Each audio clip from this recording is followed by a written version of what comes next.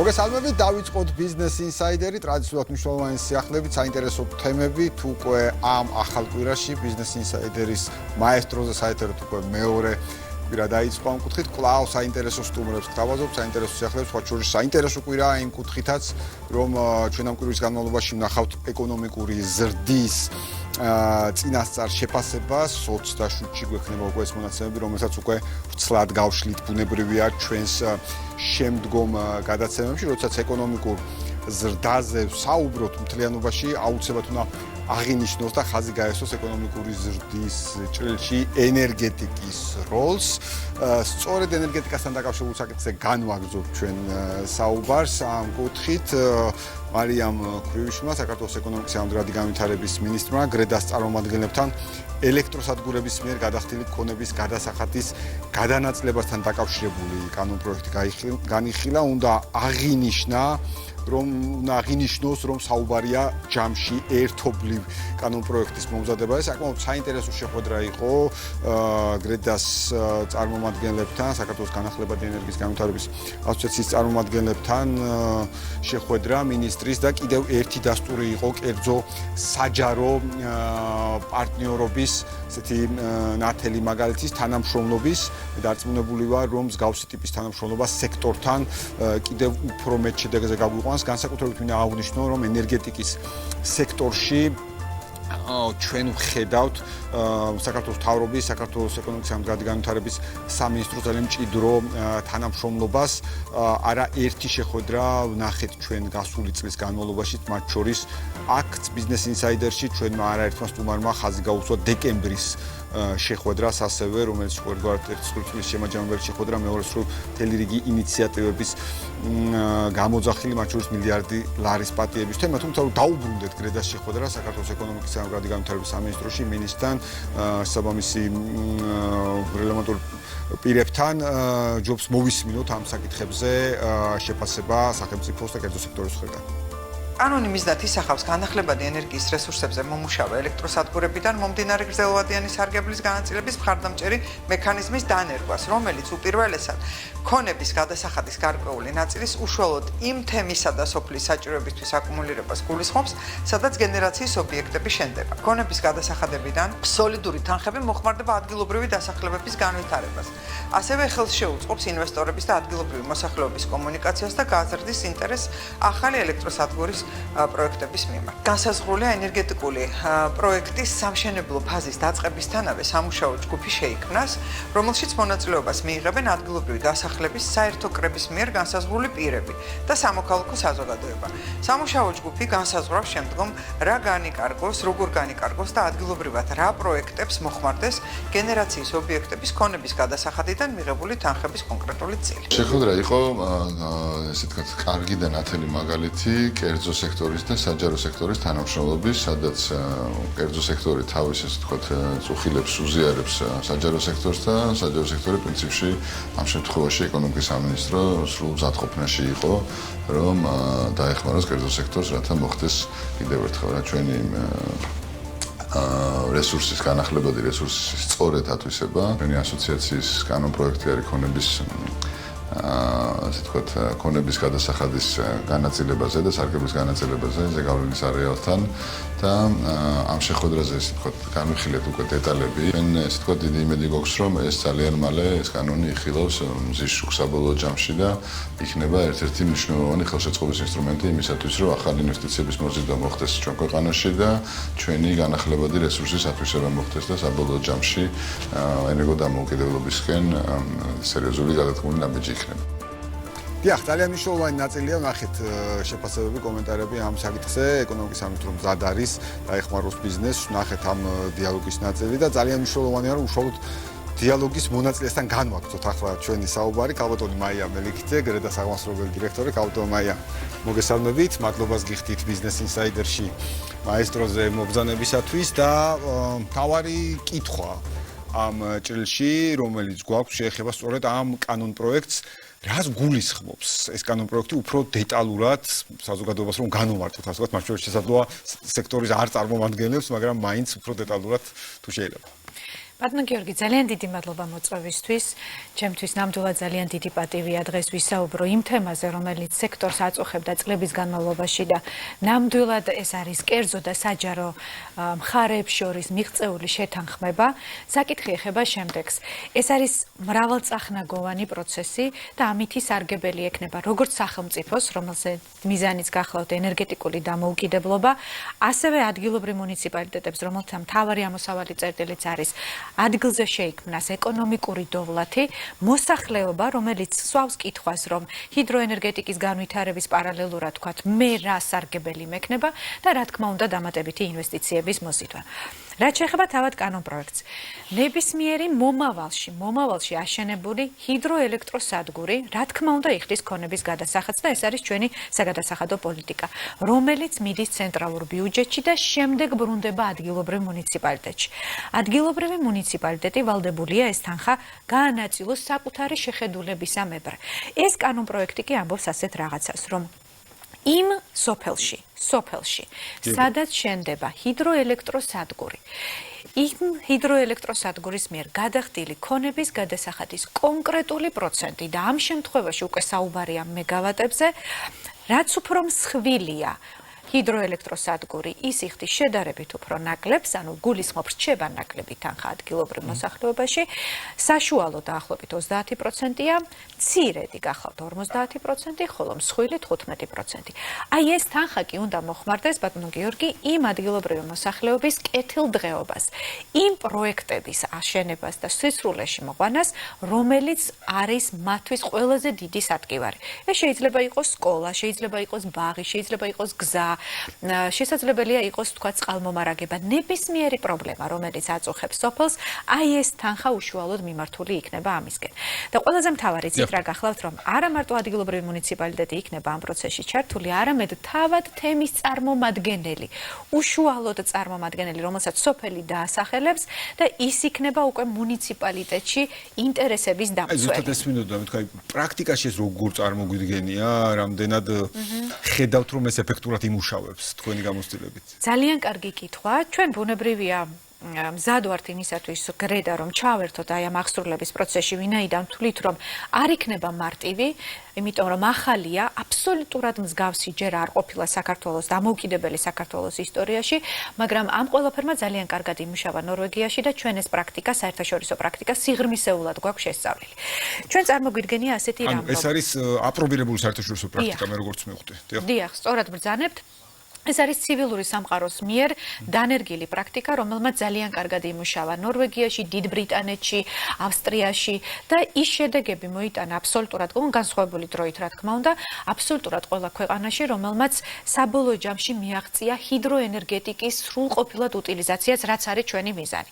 საბოლოოდ აი თქვენ კითხვას რომ დავუბრუნდე, ასე იქნება.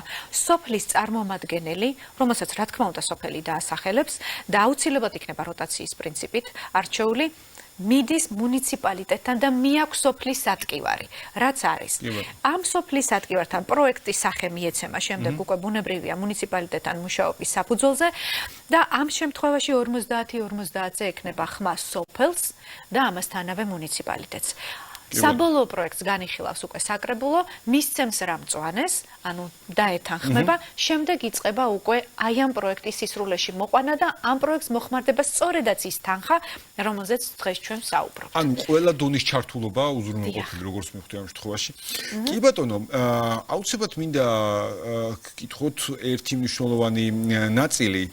თვითონ ჩვენ ასე ხედავთ და თქვენი საუბარი შეეხებოდა იგივე მოსახლეობის ჩართულობის ნაწილზე. მესმის სექტორის გადაწყვეტილებაც, მაგრამ აი სექტორზე რა გავლენა შეიძლება ჰქონდეს ამ შემთხვევაში ამ კანონპროექტს, ანუ რას ელით, რას მისცემს სექტორს ამ კანონპროექტის უკვე კანონმდებლობა და ამოქმედება? საბოლოო ჯამში ჩვენ უპასუხებთ ძალიან მნიშვნელოვან კითხვას, რაც არის მოსახლეობის მხრიდან წამოსული ინვესტორის სარგებელი გასაგებია, სახელმწიფოს სარგებელი გასაგებია და მე რა, თქვენ აი ის უნიფიცირებული სარგებელი, რომელიც ექნება და გადაითარგმნება განვითარებაში. სექტორს ექნება ის, რომ გაჩერებული პროექტები აშენდება. სექტორს ექნება ის, რომ ჩვენის კრიტიკული მდგომარეობა რაც გვაქვს, სამწუხაროდ უნდა ვთქვა ეს ციფრიც, იანვარში დავთვალეთ ის თუ რამდენი გადავიხადეთ ელექტროენერგიის იმპორტში და შარშან თუ $9 მილიონი გადავიხადეთ, წელს $22.5 მილიონი გადავიხადეთ. ფაქტია ხეს მაჩვენებლები? ნამდვილად. ანუ ეს იმას ნიშნავს, რომ ჩვენ ელექტროენერგია არ ყოფნის და რაც უფრო დრო გადის, მით უფრო მეტად ხვდებით იმპორტზე დამოკიდებული. ამიტომ ენერგეტიკის სექტორისთვის ეს იქნება ახალი ბიძგი იმისათვის, რომ ჰიდროენერგეტიკასთან დაკავშირებული პროექტები განხორციელდეს. რაც წლების განმავლობაში იყო შეჩერებული, მე უამრავი პროექტი შემიძლია აქ დავასახელო, რამდენიმე ათეული. კი ბატონო, აქვე აღნიშნული იყო, რომ დასაწყისშივე შეიქმნება სამშობლო ფაზისთანავე რაღაც სამუშაო ჯგუფები, ხო? რა იგულისხმება ამ ნაწილში, აი რას ნიშნავს ეს სამუშაო ჯგუფები? მათ შორის ეს მოსახლეობის ჩართულობის ნაწილია, ხო, რომელიც დიახ. ყველაზე მთავარი სწორედ ეს არის. ნახეთ, ესეთი ინტერესი აქვს, სახელმწიფოს აქვს ინტერესი ენერგოდამოუკიდებლობა და აი ჯგუფებს აქვთ ინტერესი ადგილობრივი განვითარება. კრიტიკულად მნიშვნელოვანია ის, რომ სოფელში მცხოვრები ადამიანები დარჩნენ და დაინახონ თავიანთი განვითარების პერსპექტივები. აი ამ პერსპექტივებს უზრუნველყოფს სწორედაც ეს ჩართულობა, რომ ადამიანთა ჩართულობა აი ამ პროცესში მათ აძლევს იმის ლეგიტიმაციას, რომ თქვენი ინტერესები, რაც გაქვთ წლების განმავლობაში, პირველ წელს შეიძლება ეს იყოს გზა და 2 წელი დაჭირდეს ან 3, შემდეგ შეიძლება იყოს სკოლა.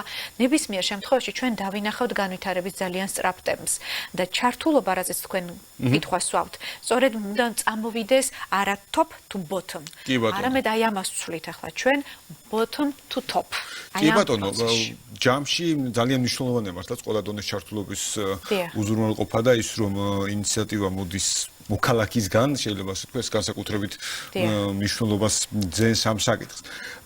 აუცილებლად მინდა გკითხოთ, ჩვენ მოვისმინეთ ეკონომიკის განვითარების მისიის მოადგილის შეფასება, ახლაც ჩვენს ეთერში, ისევე როგორც მოვისმინეთ ბატონი გიორგი აბრამიშვილის შეფასება კერძო სექტორის მხრიდან ამ ნაწილში. როგორი იყო თანამშრომლობა და როგორია უბრალოდ როგორი იყო მათ შორის, თუნდაც აი ამ შეხვედრის შედეგებიდან გამომდინარე, შეგვიძლია გითხრათ უფრო მეტი თქვენ ესწრებოთ ამ შეხვედრას და ჯამში როგორ თანამშრომლობთ კონკრეტულად ამ კანონ პროექტთან და არა მხოლოდ ეკონომიკის განვითარების სამინისტროსთან. ამ კანონ პროექტს ძალიან საინტერესო ისტორია აქვს. ორ ნაწილად დავყოთ, ასე ვთქვათ, ეს ნაწილი. ძალიან საინტერესო ისტორია აქვს, ვინაიდან დიდი ხნის განმავლობაში იდეა იყო იდეად და ჩვენ ამ კანონ პროექტს მივეცით შესაბამისი სახე უკვე ბოლო წლების განმავლობაში. მე განსაკუთრებული მადლობა მინდა გადავუხადო ქალბატონ მარიამს, იმიტომ რომ წინა წლის 5 სექტემბერს თარიღიც კი მახსოვს, პირველად გავაჟღერე მე ამ კანონ პროექტის შესახებ ინფორმაცია მასთან დიალოგში. მან მომცა პირობა, რომ აუცილებლად გაეცნობოდა ამ კანონ პროექტს და უკვე სულ რამდენიმე თვეში ჩვენ უკვე თავისი კონკრეტული ისტორია აქვს. ნამდვილად ამ კანონ პროექტს უნდა ვთქვათ, რომ თავისი ისტორია აქვს და საბოლოო ჯამში სულ რამდენიმე თვეში ჩვენ უკვე მივედით იმ შედეგამდე, რომ დაჩქარებული წესით მოხდება ამ კანონ პროექტის ბუნებრივია განხილვა პარლამენტში და მე მოხარული ვარ იმით, რომ ფინანსთა სამინისტროსგანაც, რეგიონალური განვითარების სამინისტროსგანაც არის თანხმობა და თანამშრომლობის არაჩვეულებრივი შედეგი, რომელიც საბოლოო ჯამში გადაითარგმნება უკვე კანონ პროექტის კანონად ქცევაში და შემდეგ უკვე მის აღსრულებაში. კი ბატონო, მე დარწმუნებული ვარ, რომ ეს იქნება მით უმეტეს ესეთ საინტერესო ისტორია მოვყევით ამ თემაზე ასევე, რომელსაც პრაქტიკული გამოძახილი აქვს. აუცილებლად მინდა გკითხოთ რამოდენიმე საკითხი, ასე ვთქვათ, რომელიც უკვე გავცდეთ კანონ პროექტის ნაწილს, თუმცა მინდა აღვნიშნო, რომ ცხადია ჩვენთვის საინტერესო იქნება თვალყურის მიდევნება ამ პროცესის. მთლიანობაში რომ გვითხრათ ვითარება განახლებადი ენერგიის მიმართულებით პოტენციალი თუ შეიძლება ვინაიდან თქვენ შეიძლება ასე ვთქვათ პულსზე გიდევთ ხელი და უყურებთ ყოველდღიურ ყოველწუთიერ პროცესს ამ კუთხით. რაღაცა თვალსაზრისით თითქოს თემა უფრო აქტუალური ხდება, მე თითქოს ოდნავ მივიწყებული იქნება ხოლმე, თუმცა ახლა ვხედავ ტენდენციას ბოლო 6-8 თვე რასაც უყურებ, თემა ძალიან აქტუალურია. შეგიძლიათ რომ ეს შევაფასოთ ჯამურად ვითარება ამ წელში. ძალიან დიდი მადლობა ბატონ გიორგი ამ შეკითხვისთვის. რეალურად ჩვენი ქვეყანა არის იღბლიანი ქვეყანა ენერგეტიკული თვალსაზრისით, ენერგოწყაროების მხრივ. მზის ენერგიის მიმართულებით ათვისებული არის დაახლოებით 2%, ქარის მიმართულებით ნელ-ნელა უკვე უახლოვდებით 3%, იმიტომ რომ ახალი პროექტებია, რაც შეეხება ჰიდროენერგეტიკას, რეალურად 20-დან 25%-მდე არის ათვისების მაჩვენებელი. უამრავი რესურსი გააჩნია ამ ქვეყანას იმისათვის, რომ იყოს ენერგეტიკულად დამოუკიდებელი და არა იმპორტიორი, არამედ ექსპორტიორი. ვინაიდან შავი ზღვის წყალქვეშა კაბელის შესაძლებლობა, რომელიც აუცილებლად 2032 წელს მიეცემა ამ ქვეყანას, უნდა ვიყოთ იმდენად მდგრადები, რომ ჩვენ ექსპორტი მოვახდინოთ ჩვენი ელექტროენერგიის უკვე ევროპულ ბაზარზე, სადაც ფასი არის დაახლოებით 5-ჯერ უფრო მეტი და ეკონომიკური თვალსაზრისით დოვლათის მომტანი არის. რეალურად თქვენ რომ დამისვით კითხვა, გვაქვს თუ არა პოტენციალი, გვაქვს პოტენციალი.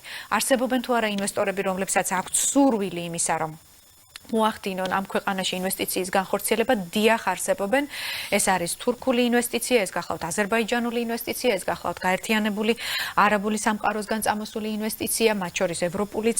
რეალურად დაინტერესება ამ ქვეყნის მიმართ ძალიან დიდია, იმიტომ რომ ისინი ხედავენ, რამდენად დიდია პოტენციალი. ამასთანავე თქვენ სწორად აღნიშნეთ, ბოლო თვეების განმავლობაში საკმაოდ აქტუალური გახდა ენერგეტიკის სექტორი და ეს არა მარტო ჩვენი ქვეყნისთვის, არამედ ზოგადად მსოფლიოსთვის, ვინაიდან ტექნოლოგიურ პროგრესს თან მოყვება ელექტროენერგიის, რა თქმა უნდა, მოხმარების ზრდა და ამას ფეხი უნდა ავუწყოთ ჩვენ. კი ბატონო, როდესაც საუბრობთ მათ შორის საექსპორტო პოტენციალზე, მე არაერთხელ ნახე საქართველოს პრემიერის გამოსვლა, ეკონომიკის მინისტრის გამოსვლა, სადაც საუბარია თვითკმარობაზე, რა თქმა უნდა, ერთის მხრივ და შემდგომ საექსპორტო პოტენციალზე, რომელსაც უყურებთ. თქვენ ისაუბრეთ ნაწილობრივ იმ მნიშვნელოვან პროექტზე, რომელიც შავი ზღვის კაბელია და ხშირად შავი ზღვის კაბელს, რომელსაც რა თქმა უნდა, მისი სტრატეგიული დანიშნულება აქვს, არ ამახვილებენ ყურადღებას ერთ ასპექტზე, რომელზეც თქვენ გაამახვილებთ ყურადღება ელექტროენერგიის ფასი. ხომ ამკუთ. ამ ვითარებას რომ შევხედოთ იგივე ევროპის მიმართულებით, საექსპორტო მიმართულებით, კიდევ უფრო მეტად თუ შეგვიძლია ვთქვათ, საქართველოში რამდენად მაღალი გვაქვს პოტენციალი ექსპორტის, როცა ახლა ამ წუთას აი ასეთი ტიპის დეფიციტზე საუბრობთ. ასე ვთქვათ, რამდენად მიმზიდველი იქნება მათ შორის საქართველოში წარმოებული ელექტროენერგია ევროპული ბაზრისთვის ან გნებავთ გარშემო რეგიონის ქვეყნის ბაზრებისთვის. დიდი მადლობა ამ კითხვისთვის. დღევანდელი ჩვენი დადგმული სიმძლავრე არის 4600 მეგავატი. საქართველოს ხელისუფლებას აქვს ამბიცია, რომ ეს მაჩვენებელი გააორმაგოს. რეალურად ის ორი მნიშვნელოვანი ნაბიჯი, რომელიც გადადგმული იქნა 2025 წელს, ეს იყო 1 მილიარდი ლარის ჩამოწერა და მოგეხსენებათ, რომ გამოცემული არის განკარგულება, რომლის თანახმადაც 2026 წლის 16 მარტის სამუშაო დღის ბოლომდე აქვთ ინვესტორებს იმის შესაძლებლობა, რომ განაცხადით მიმართონ ეკონომიკისა და მდგრადი განვითარების სამინისტროს იმისათვის, რომ მოხდეს გადახალისება იმ პროექტებისა, რომლებსაც აქვთ შესაძლებლობა, რომ რეალურად იყოს აშენებული და თუ კი რომელიმე პროექტი ვერ აშენდება ინვესტორის გადმოსახედინა და ასეთი არსებობს, მაშინ ჩვენ უნდა გავაკეთოთ ის, რომ კვალიფიციურ ინვესტორებს მივცეთ შესაძლებლობა იმისა, რომ შემოვიდნენ ბაზარზე. ხაზგასმით ვამბობ ბატონო გიორგი, კვალიფიციურ ინვესტორებს. იმიტომ რომ ბევრი სპეკულაცია ვნახეთ ჩვენ ბაზარზე და უკვე ეს სპეკულაცია უნდა ჩაიკეტოს ფილტრების შემოღებით, დამატებითი ფილტრების შემოღებით იმისათვის, რომ ჩვენ გამოვავლინოთ რეალური ინვესტორი. ეს ერთი ინსტრუმენტი. მეორე ინსტრუმენტი ამასთანავე მოხდა ის, რომ პროექტების გარკვეულ ნაწილს ადმინისტრაციული წარმოება შეუჩერდათ რამდენიმე თვის წინ. ეს იყო გამოწვეული სწორედ იმიტომ, რომ დარეზერვებული იყო ამა თუ იმ რაიონსა თუ რეგიონში სიმძლავრეები და ახალი ინვესტორი ვეღარ კი ბატონო, ეს ნაწილს რომ მიუბრუნდეთ სწორედ აი ამ ჩაკითხებით ამ მილიარდის პატიების ნაწილში, ვინაიდან იყო საუბარი იმასთან დაკავშირებით, რომ რატომ გახდა საჭირო ამხელა თანხის პატიება, ან თუნდაც ის რჩევა თუ მოწოდება, რომ სწორედ კვალიფიციურ ინვესტორებთან მიმართებაში, რომ ვინც ახლა ამ ასე ვთქვათ, სუფთაფურცლიდან არ დაიწყებს ამ ურთიერთობას, ვთქვათ, და კვლავ იქნება გარკვეული ტიპის ვადაგადაცლება, მას აღუდგება ასევე მანამდე ნაპატიები, ჯარიმები. ანუ რა ტიპის პრობლემაა ასეთი დარგში აქამდე არსებული და აქამდე მოსული, რომ აი ამხელა ტიპის პოზიტიური, მაგრამ ჩარევა დაჭირდა. პოზიტიური ჩარევა, მაგრამ მაინც რაც ასე ხედავ. მე სულ ამბობდი იმას, რომ ენერგეტიკა არის ის სექტორი, რომელსაც დიაგნოზი ჰქონდა დასმული საკმაოდ მძიმე და მას აძლევდნენ ტკივილგამაყუჩებელს. ახლა უკვე ოპერაციის გაკეთება გახდა საჭირო, მარტივად რომ ავხსნა. ნუ ხდებოდა რაღაცა გადატანა გარკვეული პრობლემების, გადავადება პრობლემების. შეიძლება ასე დავარქვათ და ამიტომ ახლა ეს პრობლემები აღარ არის გადავადებული. ახლა ამ პრობლემების გადაჭრა ხდება და ეს გადაჭრა მტკივნეულია ცალსახად, ისევე როგორც ნებისმიერი ოპერაცია, მაგრამ ამის გარეშე წარმოუდგენელია სრული გაჯანსაღება იმ სექტორისა, რომელიც სტრატეგიულად ნომერ პირველ ადგილზე არის. მე არ ვაკნინებ არც ერთ სექტორს, მაგრამ დღეს ენერგეტიკა არის ნომერ პირველ ადგილზე, ვინაიდან ამაზე არის დაფუძნებული მთელი დანარჩენი ეკონომიკური, ასე ვთქვათ, სექტორები. ამიტომ თქვენს კითხვას რომ დავუბრუნდე, წლების განმავლობაში იყო გაჩერებული და სტაგნაციას განიცდიდა ეს სექტორი და ხდებოდა გარკვეულწილად ხვალ-ზეგ-მაზეგ ერთი წლის მერე გადატანა პრობლემების მოგვარებისა. დღეს უკვე ეს ამას აშკარად ვხედავთ, რომ ასე აღარ არის და რეალურად ინვესტორებს პირდაპირ ეკითხება სახელმწიფო, რომ სიმბოლურად ვთქვათ, ახლა უტრირებას მოვახდენ 7 პროექტი რომ გაქვს, ამ 7 პროექტიდან რამდენი საშენების საშუალება გაქვს შენ. იმიტომ რომ გამოჩნდნენ ისეთი ბატონო გიორგი, ინვესტორები, რომლებიც ამბობენ, რომ 7-დან 5-ს ავაშენებ, დანარჩენ 2-ის მიმართ ინტერესი გამიქრა. გარკვეული მიზეზების გამო დეტალებში რომ აღარ შევიდეთ. ობიექტურად, სწორედ დარგის გადმოსახედიდან არის მნიშვნელოვანი, ვინაიდან მესმის რომ დარგს შიდა დიალოგი, გარდა სახელმწიფო დიალოგისა, გაქვთ აქტიური შიდა დიალოგი, მით უმეტეს ვთქვათ, გრედას შემთხვევაში, როცა ასეთ მნიშვნელობის ასოციაცია ფარავს ამდენ კომპანიას. ანუ დარგში ობიექტურად გამოჩნდნენ კომპანიები, რომლებმაც თუნდაც გადააფასეს საკუთარი შესაძლებლობები რა რეალისტურია, ხო? დიახ, ზუსტად. ანუ კიდევ უფრო უკეთესად ჩამოყალიბდა დამოკიდებულება სექტორის მიმართ და პასუხისმგებლობა. ჩვენ სხვათა შორის 26 თებერვალს სულ რამდენიმე დღეში გვაქვს შიდა ეგრეთ წოდებული შეკრება, მითაპს უწოდებთ ჩვენ და საერთაშორისო საფინანსო ინსტიტუტები გვესტუმრებიან EBRD, ADB, IFC, World Bank-ი და შესაბამისად ჩვენ მოვახდენთ უკვე ფინანსებზე ხელმისაწვდომობის განხილვას. მაგრამ მე აქვე დავაანონსებ, ყოველთვის ასე ვაკეთებ ხოლმე, რა პრობლემა გველოდება მომავალში. ეს იქნება გადამცემ ქსელთან დაკავშირებული სირთულეები, ასე რომ შემდეგ პრობლემას გენერაციას მოვაგვარებთ რა, ამის პარალელურად უნდა ვიმუშაოთ გადამცემი ქსელების ინფრასტრუქტურის გაუმჯობესებაზე. წინააღმდეგ შემთხვევაში ჩვენ გვექნება გენერაციის ობიექტები და ვერ გამოვიტანთ იქიდან ელექტროენერგიას. ამ ნაწილზე მივდივოდი, რაც შეეხება გადაცემის ნაწილს. აქაც თითქოს უპრობლემო იყო ვითარება ერთი შეხედვით. თქვენ როგორც თქვენ ისე თქვენ დაგესესხებით, გამაყუჩებლის ეფექტი. ანუ აქაც იგივე მოქმედებდა ამ ნაწილში.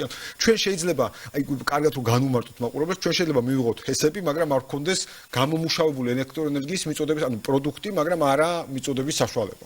ხომ ამ მეორე ტიპის პრობლემაზე ვსაუბრობთ ახლა. თორე ჩვენ თან ხშირად წარმოადგენთ, რომ მხოლოდ ჰესია გადაწყვეტა, მაგრამ მეორე უმნიშვნელოვანესი ნაწილია, ხო? რა თქმა უნდა, თქვენ სწორად აღნიშნეთ, რომ ერთი არის ელექტროენერგიის წარმოება და მეორე უნდა მოვახდინოთ მისი გამოტანა იქიდან. რეალურად ესეთი პროცესი ასეთია. წარმოება, ანუ გენერაცია, შემდეგ არის გადაცემა, განაწილება და მიწოდება. აი ეს 4 ფაზა უნდა გაიაროს ელექტროენერგიამ. გენერაციიდან უნდა გადავიდეთ ელექტროენერგიის გამოტანაზე. თუ ვერ გამოვიტანთ, ჩვენ შეგვექნება სხვა მეორე პრობლემა და ეს საკითხი სხვათა შორის განვიხილეთ ამ შეხვედრაზე და მათ შორის ვისაუბრეთ, მაგრამ ეს არ არის გადაწყვეტა, რა თქმა უნდა, ეგრეთ წოდებული მიკროგრიდები და კუნძულოვანი, ასე ვთქვათ, მოხმარება. ეს ერთ-ერთი საშუალებაა, ხო? ერთ-ერთი საშუალებაა, ბუნებრივად. ჩვენ მქონდა სამწუხარო ეგეთი შემთხვევა, როდესაც აშენა ინვესტორმა ჰიდროელექტროსადგური და ქსელი არ იყო, რომ გამოეტანა ელექტროენერგია. შესაბამისად, დავრჩით ესეთ რეალობისას. ეს ასეთ ტიპის შემთხვევა და ესეც მართლა ცალკე ტიპის პრობლემური საკითხია. და მათ შორის რა უნდა გაკეთდეს ამის, რომ აი ეს სინქრონში მოხდეს. ანუ ერთის მხრივ გქონდეს, მათ შორის ეკონომიკის გრადი განვითარების მინისტრი, რომელიც ბიზნეს ინსაიდერის პირველი სტუმარი იყო აქ სწორედ ჩვენ სტუდიაში,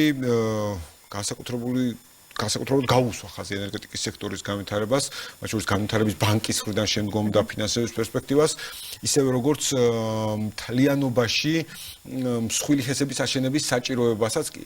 მაგრამ სწორედ აი აქ მივდივართ, რომ შემდგომში ჩვენ შესაძლოა ერთს ვქნიდეთ პროდუქტს, მაგრამ აი მისი მიწოდება, როგორ უზრუნველყოთ მოსახლეობას, ეს სინქრონულად როგორ შეიძლება წავიდეთ ამ მიმართულებით, რომ ჰესმა არ გაასწროს, ასე ვთქვათ, მიწოდების შესაძლებლობას.